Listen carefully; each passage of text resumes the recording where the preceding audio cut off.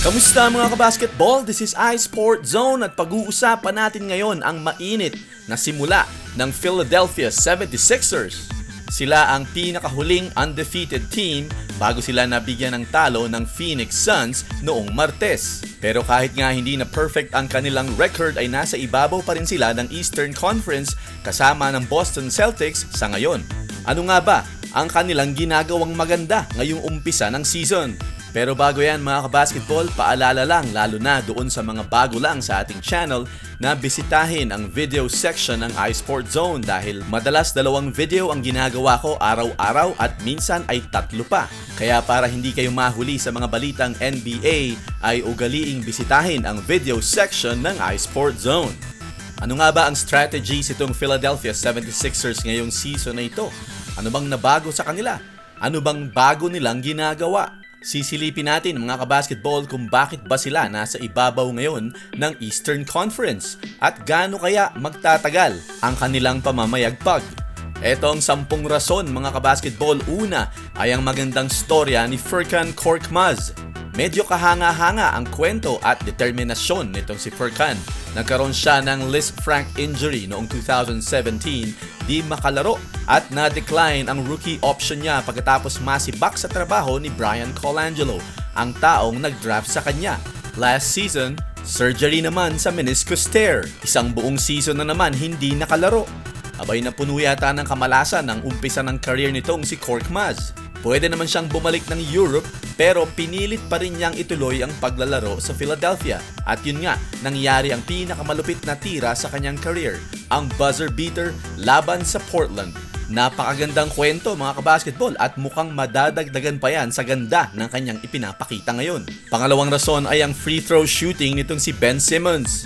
Hindi magagawa ni Korkmaz ang buzzer beater kung hindi dahil sa clutch free throw nitong si Ben Simmons. Medyo bumaba ang free throw shooting ni Ben Simmons ngayong season na ito, 52% sa 4.6 free throws kada laro. Medyo mas mababa sa 56 noong rookie siya at 60% last season.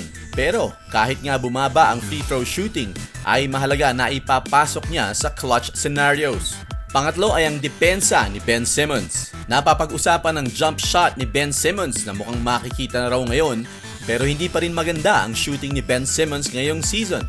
Wala pa ring 3-point attempt at 0 out of 7 sa 10.1% sa mga attempts niya sa outside ng immediate rim area. Buti na lang sinasalba siya ng kanyang magandang depensa. Pang-apat ay ang magic hugot ng 76ers sa bench na si Raul Neto. Tinututukan ngayon ni Coach Brett Brown ang depensa. Kaya si point Josh Richardson ang madalas nasa rotation para sa depensa. Pero pag nasa court si Raul Neto, mas okay ang ball movement at mas mabilis ang pace. Susunod ay ang pagpapakita ng patience itong si Joel Embiid. Kung mananatili lang na healthy itong si Joel Embiid ay may tsansa silang makapunta sa NBA Finals.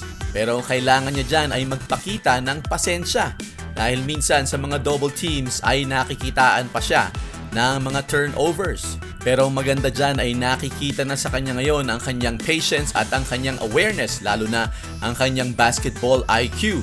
Pang-anim naman ay kung paano nila i-handle ang mga turnovers. Pansinin nyo ang 2 stats na ito mga kabasketball. Ang turnovers ng Philedelphia 76ers ay 18.8 per game, pang 27 sa NBA. Pero ang kanilang opponent points off turnovers ay 16.6 lang, pang 9 sa NBA. 2 obserbasyon dito. Una, magaling ang Sixers makabalik sa setup ng depensa pagkatapos makakommit ng turnover. Pangalawa, marami silang dead ball turnovers. Medyo matakaw nga sa turnovers ang Philedelphia 76ers pero 5-1 sila. Yan ay dahil kaya nilang agapan agad ang kanilang mga turnovers. Pang-7 dahilan ay ang kanilang rebounding at pinupuwersa nila ang kanilang mga kalaban para gumawa ng turnovers. Mga kabasketball, number 1 ang 76ers sa scoring points off turnovers, 23.8. At number 2 sila sa second chance points with 17.2. Pangatlo naman ang Sixers sa offensive rebounds with 11.8.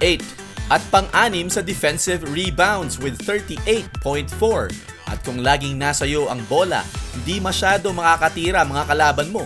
81.8 attempts ang average ng opponent. pinakakonti sa buong NBA.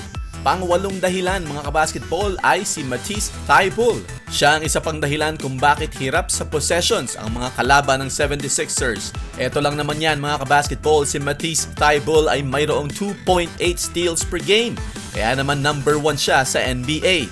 Take note mga kabasketball, si Simmons naman ang number 2. Kung maitataas si Matisse Thybulle ang kanyang 3-point shooting sa 30%, ay pwede na siyang maging legit na 3 and D. Pang-siyam na dahilan mga kabasketball ay ang bench scoring. Disente naman ang plus-minus stats ng bench ng 76ers. Si Mike Scott ay mayroong positive 7.2, si James Ennis positive 4.8, si Raul Neto plus 3.3, si Shake Milton plus 2.0. Wala sa listahan si Korkmaz kahit maganda ang pinakita niya sa huling dalawang laro kasi yung unang tatlo niya ay hindi maganda. Kung ikukumpara ito sa bench production ng Sixers noong 1 taon at 2 seasons ago ay mas okay na ito. Pero kailangan pa nga mag-improve ng offensive production.